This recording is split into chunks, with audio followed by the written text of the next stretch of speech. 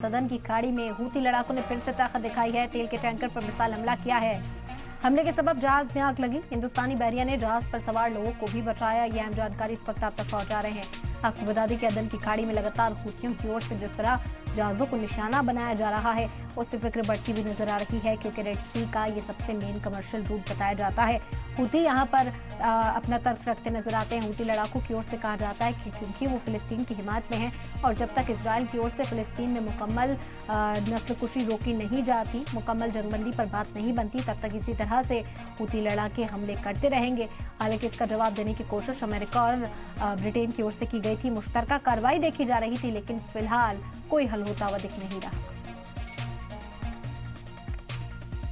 खलीज अदन के लाल सागर में कशीदगी का सिलसिला जारी है। हिंदुस्तानी जहाज वाले ब्रिटिश ऑयल टैंकर पर यमन के हौसी जंगजुओं की तरफ से हमला किए जाने के बाद हिंदुस्तानी नौसेना ने अपना खतरनाक जंगी जहाज अदन की खाड़ी में तैनात कर दिया।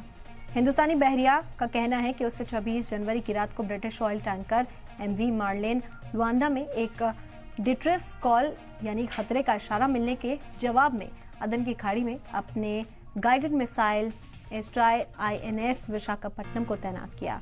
टैंकर मार्लेन लुआंडा के चालक दल के 22 हिंदुस्तानी और एक बांग्लादेशी मेंबर सवार हैं। भारतीय नौसेना ने सोशल मीडिया प्लेटफॉर्म X पर अपने हैंडल से कुछ तस्वीरें भी शेयर करते हुए एक पोस्ट किया कि अदन की खाड़ी में तैनात भारतीय नौसेना के guided missile destroyer INS Visakhapatnam ने 26 जनवरी की रात को MV मार्लेन के एक संकट कॉल का जवाब दिया। पोस्ट में कहा गया कि खतरे के 2-4 मर्चेंट जहाज पर अग्निमिशन आलात के साथ NBCD टीम ने इस तरफ अग्निमिशन कोशिशों को बढ़ाया। MV पर चालक दल की मदद के लिए INS विशाखापट्टनम से मदद पहुंचाई गई। MV में 22 हिंदुस्तानी और एक बांग्लादेश वाला चालक सवार था। पोस्ट में भी कहा गया कि भारतीय नौसेना MV की सिक्योरिटी और समुद्र में जिंदगी की सिक्योरिटी यकीनी करने पर पाबंद अहद है। इसी बीच ऑयल टैंकर MV मार्लेन पर हमला करने की जिम्मेदारी यमन के हूती जंगजुओं ने ली। हूती विद्रोहियों ने कहा कि उनके नौसैनिक दलों के अदन की खलीज में ब्रिटिश ऑयल टैंकर को निशाना बनाकर एक ऑपरेशन चला रहे थे। हूसी फौजी तर्जुमान याहिया सरैया ने बयान में कहा कि मुनासिब बहरिया की मिसाल का इस्तेमाल किया गया और हमला सीधा था।